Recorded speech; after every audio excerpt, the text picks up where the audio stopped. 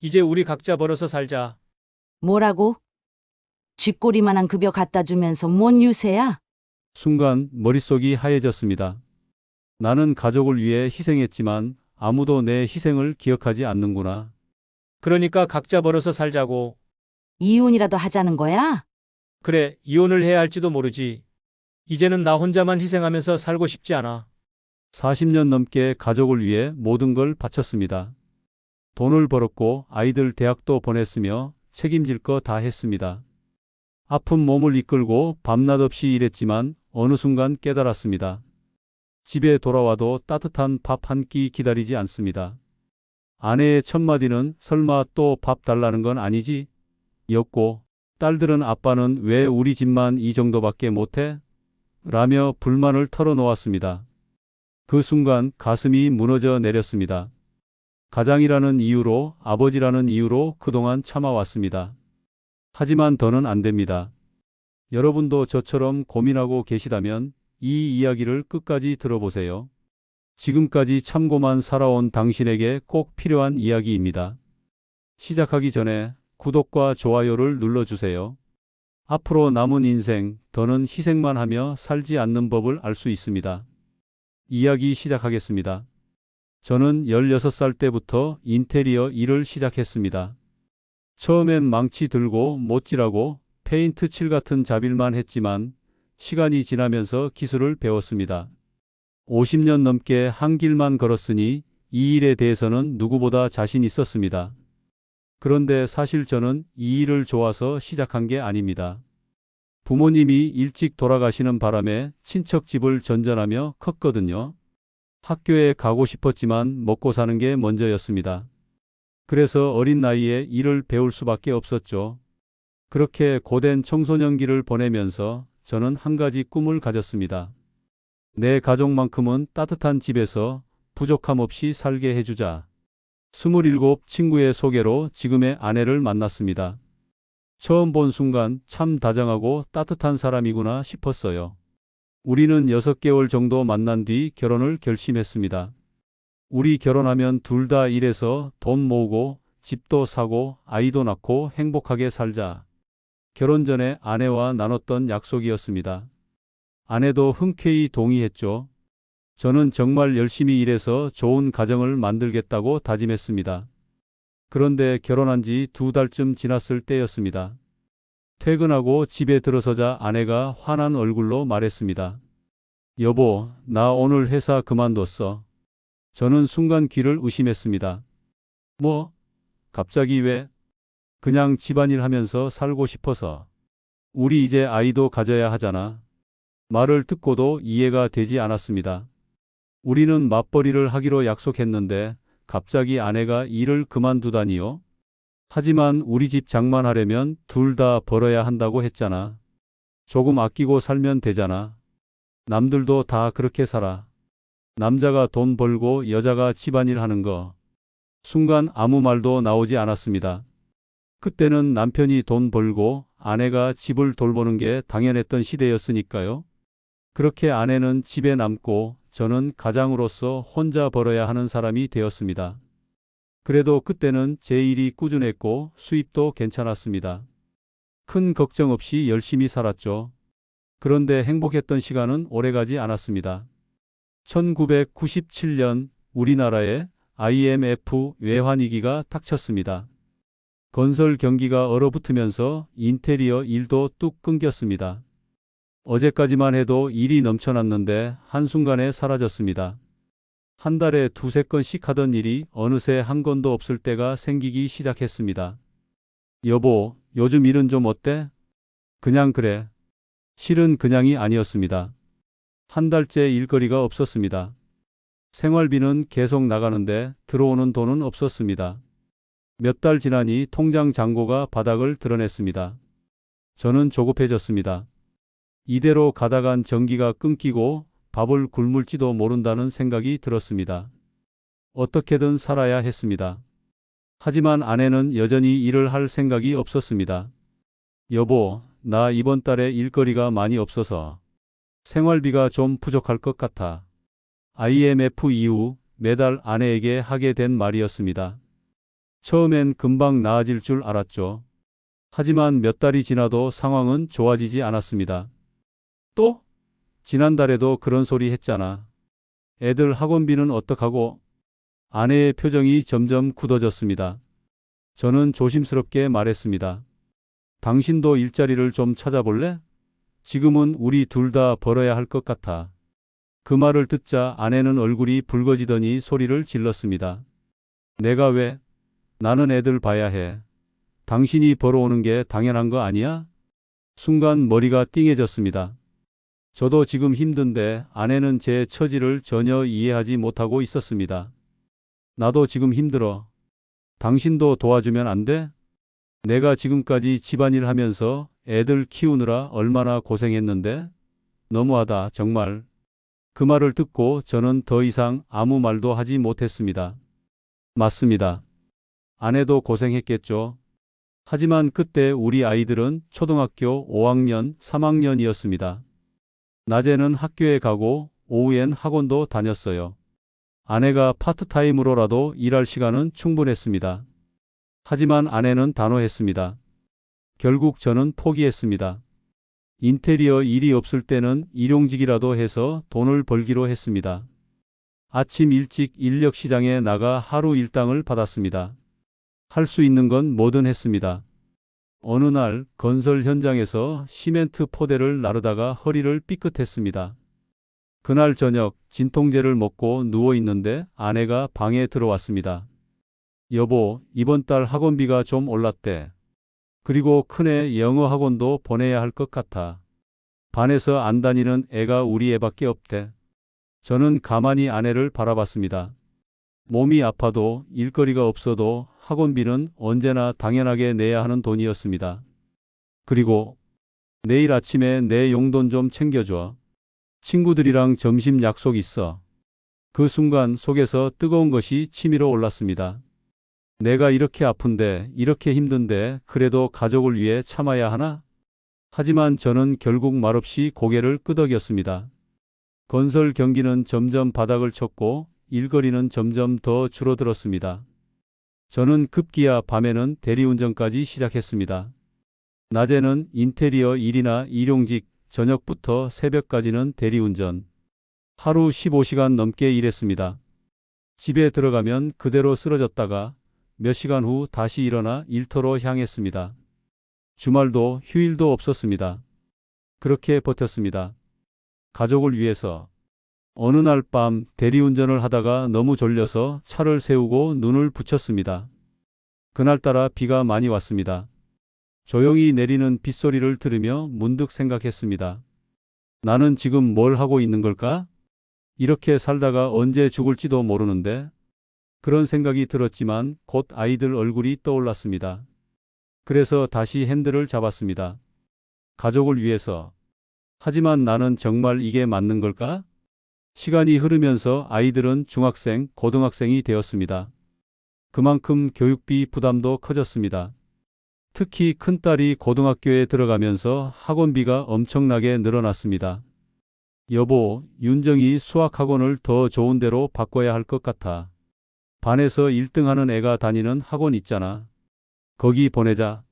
저녁 식사 후 설거지를 하고 있는데 아내가 말을 꺼냈습니다. 지금 다니는 학원도 충분히 비싼데 거기는 지금보다 2배는 더 비싸다고 들었어. 그래도 대학을 좋은 데로 가려면 투자를 해야지. 남들처럼 과외도 많이 시켜야지. 또 남들이라는 말이 나왔습니다. 아내에게는 늘 남들이 기준이었습니다. 남들이 하면 우리도 해야 하고 남들보다 뒤처지면 안 된다는 게 아내의 생각이었죠. 그 말을 듣자 저도 모르게 목소리가 커졌습니다. 나도 하루 15시간 넘게 일해. 더 어떻게 벌어? 아내는 잠시 침묵하더니 차갑게 말했습니다. 그럼 애들 미래는 어떡하고? 당신이 노력을 안 해서 애들 인생이 망가지면 어떡할 거야? 순간 머릿속이 하얘졌습니다. 맞습니다. 저도 아이들이 좋은 대학에 가고 좋은 직장에 들어가 행복하게 살길 바랐습니다. 결국 저는 또 타협했습니다. 알았어. 내가 어떻게든 해볼게. 그날부터 저는 대리운전 시간을 더 늘렸습니다. 잠은 하루에 34시간밖에 자지 못했습니다. 눈은 항상 충혈되어 있었고 식사는 편의점 도시락이나 컵라면으로 때웠습니다. 그러던 어느 날 새벽 대리운전을 마치고 집에 들어왔습니다. 그런데 부엌에서 아내와 큰딸이 이야기하는 소리가 들렸습니다. 엄마, 나 이번에 영어 모의고사 봤는데 90점 나왔어. 잘했네. 역시 우리 딸. 근데 민지는 98점 받았대. 걔네 아빠가 영어 과외 선생님을 집으로 불러서 매일 가르친대. 그래? 아빠한테 말해볼게. 너도 그렇게 해줄 수 있는지. 그 순간 제 발걸음이 멈췄습니다. 눈도 제대로 못 뜬 채로 일하러 나가는 나에게 또 다른 부담을 지우려 하고 있었습니다. 그 순간 너무 화가 났지만 아이들이 들을까봐 참았습니다. 하지만 참는다고 해결되는 건 아니었습니다. 결국 큰딸은 원하는 대학에 가지 못했습니다. 재수를 하겠다고 했죠. 그날 밤 아내는 저를 보며 말했습니다. 다 당신 때문이야. 좀 더 벌어서 더 좋은 학원에 보냈으면 이렇게 안 됐을 거야. 그 말을 듣는 순간 머리가 띵해졌습니다. 정말 내 탓일까? 나는 정말 더 할 수 있었을까? 하지만 그런 생각을 할 시간도 없었습니다. 둘째 딸도 대학 입시를 앞두고 있었습니다. 둘째는 첫째보다 공부를 더 잘했고 명문대를 목표로 하고 있었습니다. 아내는 더욱 적극적으로 교육비 지원을 요구했습니다. 윤서 이번에는 절대 놓치면 안 돼. 학원비 아끼지 말고 최고로 좋은 데 보내자. 이미 몸도 마음도 지쳐 있었지만 마지막이라는 생각으로 또 한 번 힘을 냈습니다. 대리운전뿐만 아니라 주말에는 이삿짐 센터에서 일했습니다. 무거운 가구를 나르다가 허리를 또 다쳤습니다. 하지만 쉴 수 없었습니다. 그렇게 해서 둘째 딸은 서울의 좋은 대학에 합격했습니다. 그날 아내는 처음으로 제게 고맙다고 했습니다. 고마워요, 여보. 당신 덕분에 우리 딸이 좋은 대학 갔네. 그 말을 듣는 순간 그동안의 고생이 보상받는 것 같았습니다. 하지만 그 기쁨도 잠시. 아내는 곧이어 이렇게 말했습니다. 이제 큰애 재수 비용하고 둘째 대학 등록금 마련해야 하는데 어떻게 할 거야? 순간 제 몸이 무거워졌습니다. 말을 해야 하는데 목이 메어서 아무 말도 나오지 않았습니다. 그래서 그냥 묵묵히 고개를 끄덕였습니다. 그렇게라도 하지 않으면 울음이 터질 것 같았으니까요. 나이가 들수록 일터에서도 설 자리가 좁아졌습니다. 60대 중반이 된 저는 현장에서 가장 나이 많은 사람이었습니다. 젊은 친구들이 점점 더 많이 들어왔고 그들은 새로운 방식으로 일했습니다. 정수 아저씨, 이거 이렇게 하면 안 되고 요즘은 이렇게 해요.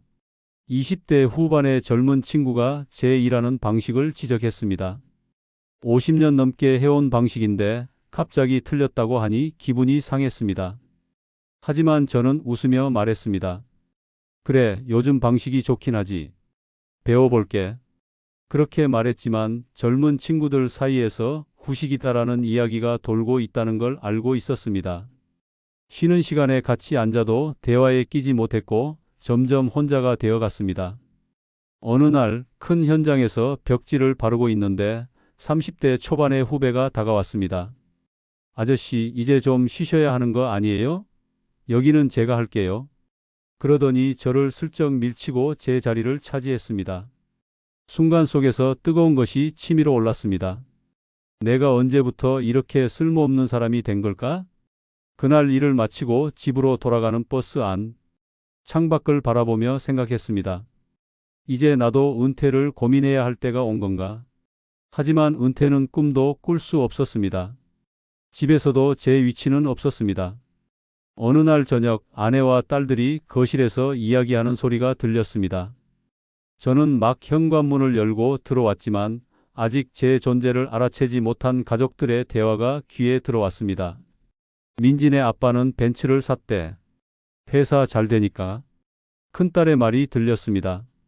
우리 아빠도 좀 능력 있었으면 좋았을 텐데. 둘째 딸의 말에 심장이 내려앉는 듯 했습니다. 그러게 말이야. 남들 남편들은 은퇴해도 돈 잘 벌더라. 사업하는 친구 남편은 은퇴하고 주식으로 더 많이 번대. 이번에는 아내까지. 그 순간 다리에 힘이 풀렸습니다. 나는 평생을 가족을 위해 희생했는데 내가 받은 건 이거였나? 저는 소리 없이 문을 닫고 잠시 밖으로 나왔습니다. 밤하늘을 보며 깊은 숨을 들이마셨습니다. 난 가족을 위해 살았는데 결국 난 돈 버는 기계였나? 그 생각에 눈물이 났습니다. 하지만 그대로 있을 수 없었습니다. 잠시 후 마음을 가다듬고 다시 문을 열었습니다. 아빠 왔다. 순간 거실의 대화가 뚝 멈췄습니다. 모두 내가 그 대화를 들었다는 걸 눈치챈 듯 했습니다. 아, 아빠 왔어요? 큰딸이 어색하게 웃으며 말했습니다. 밥 차려놨어요. 아내가 말했지만 나와 눈을 마주치지 않았습니다. 저는 묵묵히 식탁에 앉았습니다. 늘 그랬듯이 말없이 밥을 먹었습니다. 하지만 밥을 씹는 동안 목이 메었습니다. 그날 밤 천장을 바라보며 생각했습니다. 내가 이렇게 살아온 게 맞았을까? 나는 가족에게 뭐였을까? 지금까지 저는 가족을 위해서라면 어떤 희생도 할 수 있다고 생각했습니다. 그게 가장의 역할이라고 믿었으니까요. 하지만 점점 더 의문이 들기 시작했습니다. 가족을 위한 희생이 당연한 걸까? 나도 내 삶이 있는데 60년 넘게 살아오면서 한 번도 저 자신을 위해 살아본 적이 없다는 걸 깨달았습니다. 어릴 때는 생존을 위해, 결혼 후에는 가족을 위해, 항상 누군가를 위한 삶이었습니다. 이제는 나를 위한 시간도 필요하지 않을까? 처음으로 이런 생각이 들었습니다. 그리고 그날 밤 처음으로 진지하게 고민했습니다. 내 인생을 위해 나는 무엇을 해야 할까? 나이가 들수록 일거리는 점점 줄어들었습니다. 예전에는 하루에도 몇 통씩 오던 일이 이제는 일주일에 한 번 올까 말까 했습니다. 몸도 예전 같지 않았습니다. 허리는 항상 아팠고 무릎도 쑤셨습니다. 아침에 일어나면 온몸이 뻣뻣하게 굳어 있었습니다. 이제 66살 앞으로 얼마나 더 일할 수 있을까? 이런 생각이 머릿속을 떠나지 않았습니다. 그날 저녁 저는 아내에게 조심스럽게 물었습니다. 여보, 우리 통장에 얼마나 있어? 아내는 텔레비전을 보다가 힐끗 저를 쳐다봤습니다. 왜? 그냥 나이도 들고 하니까 앞으로 어떻게 살아야 하나 싶어서. 그 말을 듣는 순간 아내의 표정이 불만으로 바뀌었습니다. 당신이 쥐꼬리만큼 벌어다 주는데 우리가 저축이 되겠어? 순간 머리가 띵해졌습니다. 내가 평생 번 돈이 쥐꼬리라니. 물론 부자는 아니었지만 그래도 가족을 위해 최선을 다했다고 생각했는데 그동안 모은 돈이 있을 거 아냐. 모은 돈? 애들 교육비랑 생활비에 다 쓰고 나면 남는 게 어디 있어? 그래도 통장 좀 보여줄래? 아내는 짜증이 난 듯 자리에서 일어났습니다. 잠시 후 통장 몇 개를 들고 와서 제 앞에 툭 던졌습니다. 여기, 보고 싶으면 봐. 저는 천천히 통장을 펼쳤습니다. 첫 번째 통장 잔액 180만 원, 두 번째 240만 원, 세 번째는 비어 있었습니다. 총 420만 원. 40년 넘게 일한 가장의 전 재산이 고작 이것뿐이라니. 손이 떨렸습니다. 이게 다야? 그래, 다야. 만족해? 아내는 화를 내듯 소리쳤습니다. 저는 통장을 내려놓고 깊은 한숨을 내쉬었습니다. 그럼 우리 앞으로 어떻게 살 생각이야? 내가 언제까지 일할 수 있을 것 같아? 글쎄, 70살까지는 해야 하지 않을까? 다른 집 할아버지들도 다 그렇게 살던데. 할아버지들이라는 말이 가슴에 콕 박혔습니다. 저도 이제 할아버지 나이인가? 그때 아내의 전화가 울렸습니다. 친구에게서 온 전화인 듯 했습니다. 영수가 응, 그래. 제주도? 좋지. 나도 꼭 가고 싶었어. 언제? 다음 달? 응, 좋아. 50만 원? 괜찮아, 갈 수 있어. 아내는 즐겁게 통화를 마쳤습니다. 순간 저는 어이가 없었습니다. 제주도를 간다고? 응, 동창회 친구들이랑 벚꽃 필 때 가기로 했어. 돈이 어디 있다고? 아내는 어깨를 으쓱하며 말했습니다. 카드로 결제하면 되지. 카드? 그 카드 값은 누가 내는데? 당신이 내야지 누가 내겠어? 순간 속에서 뜨거운 것이 치밀어 올랐습니다. 내가 지금까지 번 돈이 쥐꼬리라면서 그런데 여행비는 카드로 긁으면 된다고? 아내는 제 표정을 살피더니 덧붙였습니다. 내가 평생 집안이라고 애들 키우느라 고생했는데 이 정도 여행도 못 가? 친구들은 다 1년에 한 번씩 해외여행도 가는데 저는 그 순간 결심했습니다. 더 이상은 안 되겠다는 생각이 들었습니다. 평생 일해도 결국 남는 건 빈 통장뿐이었다. 앞으로도 이렇게 살 수는 없었습니다. 다음 날 아침 저는 오랜만에 일찍 일어나 아내가 차려준 밥을 먹었습니다. 그리고 식사를 마친 후 아내를 똑바로 쳐다보며 말했습니다. 이제 우리 각자 벌어서 살자. 제 말에 아내는 헛웃음을 터뜨렸습니다. 뭐라고? 갑자기 무슨 소리야? 진지하게 하는 말이야. 이제 경제활동도 집안일도 반반하자. 아내는 처음엔 비웃는 듯 하더니 이내 제 표정을 보고 웃음을 거뒀습니다. 제가 진심이라는 걸 깨달은 거겠죠. 당신 미쳤어? 내가 이 나이에 무슨 일을 한다는 거야? 나도 이 나이에 일하고 있잖아.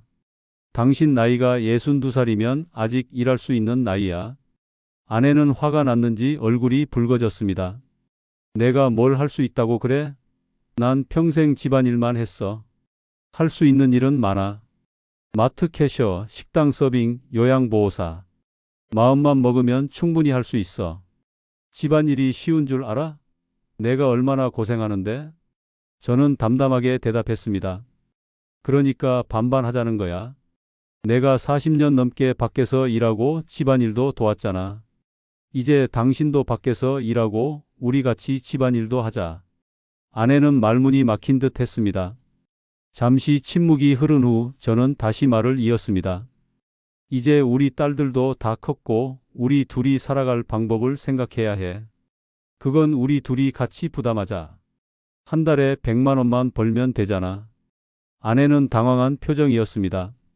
당신도 돈 벌어보면 어떤 기분인지 알게 될 거야. 내가 평생 어떻게 살았는지 이해하게 될지도 모르지. 그 순간 아내는 갑자기 울음을 터뜨렸습니다.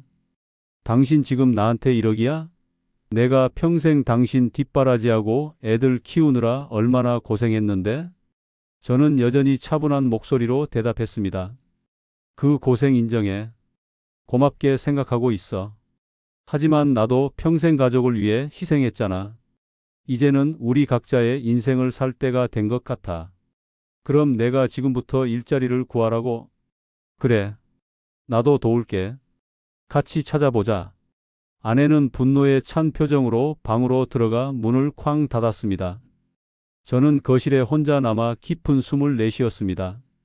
쉽지 않은 결정이었지만 이제 와서 돌이킬 수는 없었습니다. 그날 이후 집안 분위기는 얼음장처럼 차가워졌습니다. 아내는 저와 거의 말을 하지 않았고 밥도 따로 차려 먹었습니다. 하지만 저는 흔들리지 않았습니다. 오히려 제 마음은 더 굳건해졌습니다. 일주일이 지났을 때 아내가 먼저 입을 열었습니다. 알았어. 내가 일자리를 알아볼게. 저는 놀랐지만 기뻤습니다. 정말? 고마워. 내가 도와줄게. 도움 필요 없어. 내가 알아서 할 테니까. 아내는 여전히 차가운 태도를 유지했습니다. 냉랭한 침묵 속에서 아내는 조용히 신문을 펼쳐 구인 광고를 찾아보기 시작했습니다. 제가 도움을 주려고 하면 단호하게 거절했습니다. 내가 알아서 할게. 당신 신경 쓰지 마. 거실에서 신문을 보던 아내가 무언가를 발견한 듯 했습니다. 학교 급식실에서 사람을 구하네. 저는 대화를 이어가려 했지만 아내는 대답 없이 자리에서 일어나 방으로 들어갔습니다. 그리고 다음 날 아내는 한마디 말도 없이 외출했습니다. 나중에 알고 보니 학교 급식실 면접을 보러 간 것이었습니다. 일주일 후 아내는 짧고 건조한 목소리로 말했습니다. 다음 주부터 일해. 어디서? 급식실 도우미. 월급 120만 원. 더 이상의 대화는 없었습니다. 아내의 표정은 여전히 굳어 있었고 우리 사이의 거리는 더 넓어진 것 같았습니다. 첫 출근을 앞둔 아내는 불안한 기색이 역력했지만 저에게 도움을 청하지 않았습니다. 옷장에서 옷을 고르며 혼잣말처럼 중얼거렸습니다. 내가 이 나이에 직장 생활을 하다니. 저는 말을 걸고 싶었지만 아내의 차가운 눈빛에 입을 다물었습니다. 우리는 한 지붕 아래 살았지만 서로 너무나도 멀어진 상태였습니다. 아내는 출근 준비를 하며 깊은 한숨을 내쉬었습니다. 당신이 원하는 대로 됐잖아. 만족해? 그 말에는 비난과 원망이 가득했습니다. 저는 묵묵히 고개를 끄덕였을 뿐 위로의 말은 하지 않았습니다. 이것이 우리가 가야 할 길이라고 믿었으니까요. 아내는 마지막으로 한마디 덧붙였습니다. 나 때문에 당신이 고생했다고 생각하는 거지? 이제 내가 당신 기분을 알게 됐으니 만족하겠네. 그 말이 맞는지도 모르겠습니다. 하지만 한 가지 확실한 건 이제 우리의 삶은 전과 같지 않다는 것이었습니다. 아내가 일을 시작하면서 우리 집의 일상은 완전히 달라졌습니다. 이제 우리는 각자 아침을 챙겨 먹고 각자 일터로 향했습니다. 저는 여전히 인테리어 일을 했지만 예전처럼 무리하지 않았습니다. 한 달이 지났을 때였습니다. 저녁 아내가 퇴근하고 들어오자마자 신발을 벗어던지며 소파에 쓰러졌습니다. 아, 힘들어 죽겠네. 저는 부엌에서 차를 끓이고 있었습니다. 차를 따라 아내에게 건넸습니다. 오늘도 힘들었어? 아내는 한숨을 내쉬며 차를 받아들었습니다. 매일매일이 전쟁이야. 학생들 급식 준비하고 설거지하고 허리가 끊어질 것 같아. 저는 묵묵히 듣고만 있었습니다. 아내는 계속 불평했습니다. 일하면서 집안일까지 하려니 너무 힘들어. 이렇게 살 수 없어. 그 말에 저는 담담하게 대답했습니다. 나는 40년 동안 그렇게 살았어. 아내는 짜증스럽게 눈을 굴렸습니다. 또 그 얘기야? 내가 얼마나 고생하는지 몰라. 나도 그만큼 고생했어. 당신이랑 비교하지 마. 난 이 나이에 처음 일하는 거라고. 아내는 하루 종일 서서 일한 다리를 주무르며 계속 투덜거렸습니다. 오늘 저녁은 못해. 너무 피곤해. 알았어. 내가 라면이라도 끓일게. 이제 집안일도 함께 나누게 되었습니다. 제가 청소를 하면 아내가 빨래를 했고 아내가 밥을 하면 제가 설거지를 했습니다. 하지만 아내는 매번 힘들다며 불평했습니다. 허리가 아파서 걸레질 못하겠어. 설거지하다가 손이 다 갈라졌어. 장보러 갔다 오니까 다리가 후들거려. 그런 불평을 들을 때마다 저는 속으로 생각했습니다. 나도 그랬는데 당신은 한 번도 내 고통을 물어본 적이 없었지. 아내가 일을 시작한 지 2달째 저는 큰 변화를 느꼈습니다. 바로 마음의 여유가 생긴 것입니다. 이전에는 가족의 생계를 책임져야 한다는 부담감에 짓눌려 있었는데 이제는 그 부담이 절반으로 줄었습니다. 어느 날 일을 마치고 집으로 돌아가는 길에 서점 앞을 지나게 되었습니다. 발걸음을 멈추고 안으로 들어갔습니다. 책장을 둘러보다가 한 권의 책이 눈에 들어왔습니다. 인생의 2막 60세부터 시작하는 행복한 삶. 책을 집어들고 가격표를 확인했습니다. 15,000원. 예전 같았으면 쓸데없는 돈 낭비라고 생각하며 그냥 지나쳤겠죠. 그런데 이번에는 망설이지 않았습니다. 이 책으로 주세요. 지갑에서 10,000원짜리 한 장과 5,000원짜리 한 장을 꺼내 건넸습니다. 책을 받아들고 서점을 나서는 순간 갑자기 눈시울이 뜨거워졌습니다. 내가 내 돈으로 나를 위해 뭔가를 사는 게 이렇게 기쁜 일이었나? 집으로 돌아와 소파에 앉아 책을 펼쳤습니다. 아내는 아직 퇴근하지 않았고 집은 조용했습니다. 처음으로 온전히 나를 위한 시간을 가지는 기분이었습니다. 1시간쯤 읽고 있는데 현관문이 열렸습니다. 아내가 퇴근한 것입니다. 평소처럼 지친 표정이었습니다. 아, 오늘은 진짜 최악이었어.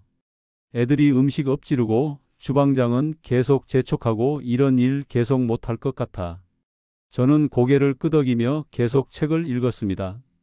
그러자 아내가 책을 보며 눈살을 찌푸렸습니다. 당신은 좋겠다. 여유 있게 책도 읽고 나도 하루 종일 일했어. 다만 조금 일찍 끝나서 책 한 권 샀을 뿐이야.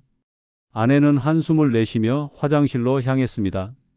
오늘 저녁은 각자 알아서 먹어. 난 너무 지쳤어. 그런 날이 계속되면서 저는 점점 더 자유로워졌습니다. 아내가 힘들다고 불평하는 동안 저는 오히려 활기를 되찾고 있었습니다. 예전에는 상상도 못했던 일들을 하기 시작했습니다. 책을 읽고 공원을 산책하고 가끔은 친구들과 만나 차도 마셨습니다. 더 이상 가족의 생계를 혼자 책임져야 한다는 부담감이 없었습니다. 아직 아내와의 관계는 냉랭했지만 그래도 제 자신의 삶을 찾아가고 있다는 느낌이 들었습니다. 그것만으로도 충분히 행복했습니다. 그때 아내가 갑자기 말했습니다. 근데 이렇게 일하고 나니까 더 화가 나. 당신이 갑자기 이런 결정을 하는 바람에 내가 이 나이에 고생하게 생겼잖아. 그 말에는 여전히 원망이 가득했습니다. 저는 담담하게 대답했습니다. 이제 우리 둘 다 벌고 둘 다 집안일 하니까 공평하잖아. 아내는 씁쓸하게 웃었습니다. 공평? 내가 평생 집안일하고 애들 키웠는데 이제 와서 무슨 공평이야? 당신 혼자 결정해서 내 인생을 바꿔놓고.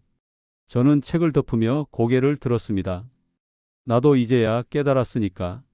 내가 돈 버는 기계가 아니라 한 사람의 인간이라는 걸.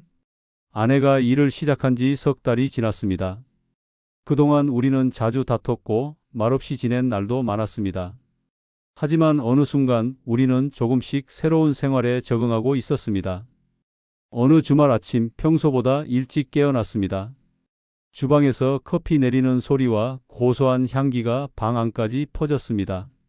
몸을 일으켜 주방으로 가니 아내가 커피와 간단한 아침 식사를 차려놓고 있었습니다.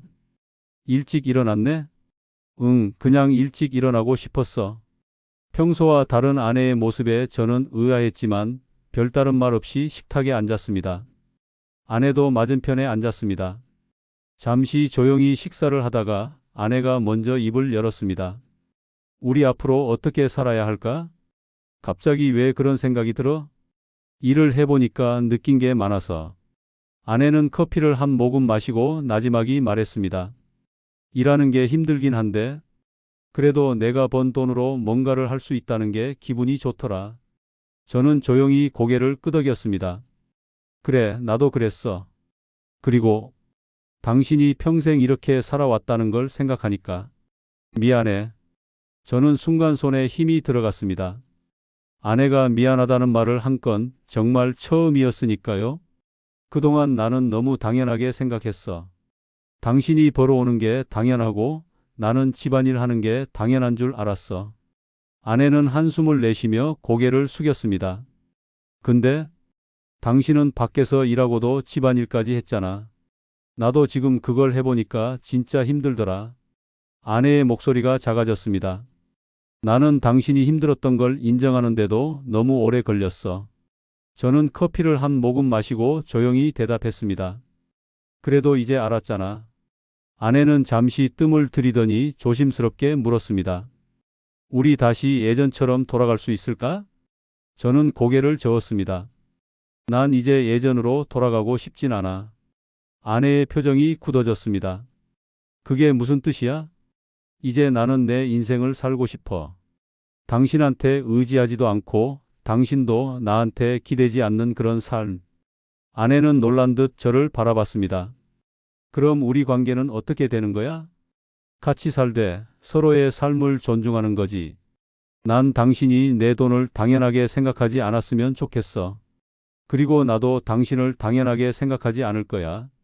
아내는 고개를 숙였습니다. 잠시 침묵이 흘렀고 그녀의 어깨가 떨리는 것이 보였습니다. 내가 그동안 너무 몰랐어. 당신이 이렇게 힘들 줄은 정말 몰랐어. 아내가 눈물을 훔쳤습니다. 그 순간 저도 마음이 움직였습니다. 하지만 이제는 쉽게 마음을 열지 않기로 했습니다. 너무 많은 상처를 받았고 그 상처가 아물기 위해서는 시간이 필요했습니다. 당장 바뀌기는 어렵겠지만 이제라도 알았으니 다행이야. 아내는 조용히 고개를 끄덕였습니다. 앞으로 나도 바뀌어야겠지? 그럼 나도 마찬가지야. 아내는 깊은 숨을 내쉬고 작게 웃었습니다. 그래, 나도 한번 해볼게. 우리는 다시 각자의 아침 식사를 이어갔습니다. 창문 밖을 바라보니 아침 햇살이 환하게 들어왔습니다. 새들이 지저귀는 소리도 들려왔습니다. 60대 중반, 새로운 시작을 하기엔 늦은 걸까? 그렇지 않았습니다. 오히려 지금이야말로 진짜 내 인생의 시작이었습니다. 저는 아내를 바라보며 마지막으로 한마디 했습니다. 우리 각자 자기 인생을 살면서 그래도 함께하자. 아내는 조용히 고개를 끄덕였습니다. 그리고 우리는 함께 새로운 하루를 시작했습니다. 이것이 제 이야기입니다. 평생 가족을 위해 살아온 한 남자가 늦은 나이에 자신의 삶을 찾아가는 이야기. 여러분 중에도 저와 비슷한 상황에 계신 분들이 많으실 겁니다. 늦었다고 생각하지 마세요. 지금이라도 자신의 삶을 찾는 것, 자신을 위한 시간을 갖는 것, 그것이 진정한 행복의 시작일지도 모릅니다. 가족을 위한 희생도 중요하지만 그 희생이 당연한 것이 되어서는 안 됩니다. 서로가 서로를 존중하고 배려할 때 진정한 가족의 의미를 찾을 수 있을 것입니다. 여러분의 인생 2막 지금 시작하세요. 사연 인생에서는 이렇게 여러분의 이야기를 나누고 있습니다. 혹시 비슷한 고민을 하고 계신가요? 늦었다고 생각되시나요? 절대 그렇지 않습니다. 지금부터라도 나를 위한 삶을 찾아야 합니다. 이 영상이 도움이 되었다면 구독과 좋아요, 알림 설정까지 잊지 마세요. 구독하시면 후회 없는 노후를 위한 지혜를 얻으실 수 있습니다. 그리고 이 영상이 누군가에게 필요할 것 같다면 공유도 꼭 부탁드립니다. 함께 더 나은 미래를 만들어가요. 다음 이야기에서 다시 만나겠습니다. 감사합니다.